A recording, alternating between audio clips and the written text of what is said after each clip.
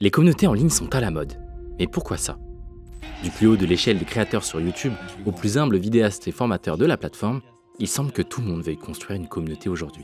J'en fais partie. Avant même de quitter mon taf et de prendre la création au sérieux, je rêvais déjà de construire ma propre communauté. Après quelques mois de travail et de création, il s'avère que j'ai rempli cet objectif. Mais je me doutais pas de ce qui se cachait derrière. J'imaginais pas l'épanouissement que ça procurait de construire sa communauté et tous les bénéfices que ça offrait. Même si j'en rêvais au tout début de mon chemin, vous aurez du mal à me croire si je vous dis que j'ai créé ma communauté sur un malentendu. Ouais, je vous assure, j'ai pas fait exprès. Mais avant de vous expliquer tout ce que j'ai appris et surtout comment je m'y suis pris, je vous propose qu'on pose les bases. En cherchant la définition sur internet, on peut tomber sur deux définitions du mot communauté. Une décrit un groupe de religieux vivant ensemble. Évidemment, c'est pas de ça qu'on va parler aujourd'hui. L'autre définition m'intéresse beaucoup plus. Groupe social dont les membres vivent ensemble ou ont des intérêts communs. Là où ça m'intéresse, c'est qu'il n'est plus question de pratiquer ou de faire ensemble, mais simplement d'avoir les mêmes passions. Dans cette nouvelle ère des créateurs qu'on vit depuis des années et qui ne cesse de grandir, ça fait sens. Mais avec le temps, je trouve quand même que cette définition manque de quelque chose. Avoir des intérêts communs, c'est bien, mais il faut plus. Et la première chose à comprendre, c'est la notion de flux de valeur. La chose qui différencie l'audience d'une communauté se trouve dans le flux de valeur qui réside entre l'individu, le créateur et la communauté. Et il y a 3 niveaux sur lesquels ce flux peut circuler. Si je vous parle là et que personne ne me répond, le message est unilatéral et c'est ce qu'on pourrait appeler un monologue. Si je vous parle là et que vous me répondez en commentaire, le message devient bidirectionnel et on est déjà un peu plus dans une relation créateur-audience. Mais si en plus de ça, vous qui regardez la vidéo, vous discutez entre vous et échangez de la valeur, que ce soit en commentaire ou ailleurs, et on verra ça plus précisément tout à l'heure, alors là, effectivement, ça fait toute la différence. Et on arrive au stade de communauté. Si les États-Unis sont bien plus avancés que nous sur le sujet du community building, on voit que ça vient petit à petit en France, notamment dans cette économie des créateurs. Et tout porte à croire qu'on est à l'aube d'un phénomène qui risque d'exploser dans les futures années, et voyons ensemble pourquoi. Pour comprendre une tendance, on est obligé d'analyser ce qui se faisait avant et de le comparer à ce qui se fait aujourd'hui. Si j'ai titré ma vidéo ainsi, c'est aussi parce que je m'appuie sur un livre qui s'appelle « Le pouvoir des communautés ». Dans son bouquin, Noémie Kempf nous présente un modèle qui résume parfaitement pourquoi les communautés sont vouées à être au cœur de l'économie de demain. Et je vous propose qu'on creuse ça ensemble.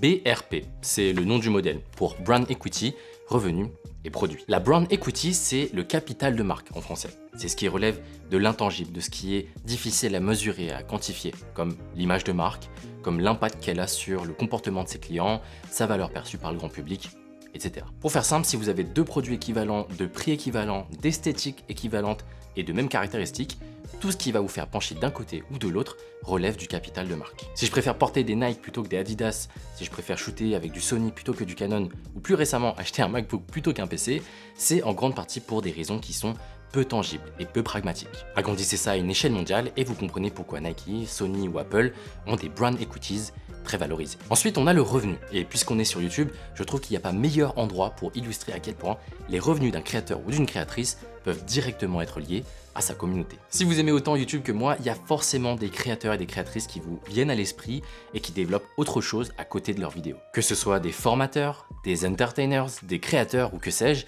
ces personnes utilisent leur communauté pour faire grandir d'autres projets. Alors forcément, je suis biaisé, mais j'ai pas attendu d'être moi-même youtubeur pour trouver ce modèle hyper sain.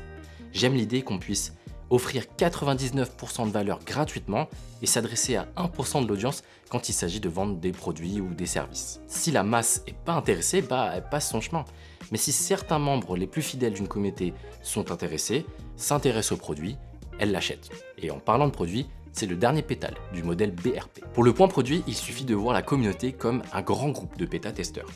Le créateur ou la créatrice va s'appuyer sur les membres de sa communauté pour créer un produit en lui demandant directement les besoins qu'elle rencontre. En contrepartie, la communauté va faire des retours pour améliorer le produit, voire même développer le produit en collaboration pour peu qu'il y ait des membres qui soient qualifiés. Il y a une sorte d'amélioration continue qui se fait toute seule et qui permet non seulement de sortir un produit hyper rapidement, mais aussi de faire en sorte qu'il soit déjà bon. Donc ça, c'est les 3 grands piliers du modèle et c'est assez facile de comprendre en quoi une communauté est un levier incroyable pour le développement d'une entreprise. On comprend aussi qu'il y a des synergies qui se dessinent entre chaque pétale et que si on arrive à bien mixer les 3 et d'être pile poil au centre du schéma, on arrive à ce que Noémie Kempf appelle le Graal des marques. C'est à l'intersection du capital de marque, du revenu et du produit qu'il y a le plus de valeur qui se crée. C'est une façon d'entreprendre basé sur la confiance, sur l'authenticité et finalement sur l'humain.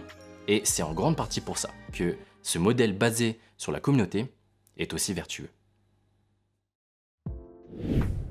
Il est temps que je vous raconte comment j'ai fait. Et de mon côté, tout est parti d'un challenge de 5 jours où je donnais 5 masterclass gratuites sur comment bien créer sur YouTube et dont le seul but était de vaincre ma peur du live.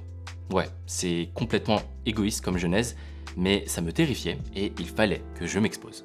Pour l'occasion, j'avais créé un serveur Discord privé et éphémère, juste le temps du challenge, pour faire les exercices. C'est une plateforme en ligne où il est assez facile de se présenter, de se rencontrer et d'échanger. Le challenge marchait bien, battait son plein, et je sentais rapidement que les membres se soutenaient, s'entraidaient et se donnaient des conseils pour mieux réussir leurs exercices. Puis forcément, 5 jours, ça passe vite, et donc vient la fin du challenge. Alors, pour remercier cette semaine pleine de valeurs et de rencontres, je reçois des beaux messages, et un en particulier qui a tout changé. Les participants voulaient pas en rester là. Moi qui voulais tuer le Discord parce que je voyais pas plus loin que le challenge, les membres de la commu ont décidé de poursuivre l'aventure malgré moi, et surtout de leur plein gré. Mais malgré tout, on a continué. Et c'est globalement comme ça que le Follow Focus Club est né.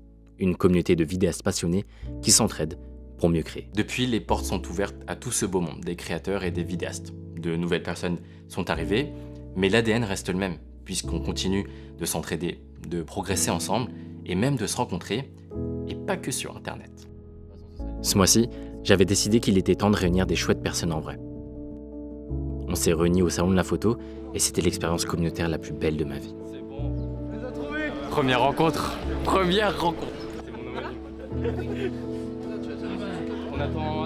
On arrivait enfin à mettre des visages sur les noms du Discord et plus qu'échanger, on connectait vraiment, humainement, encore une fois.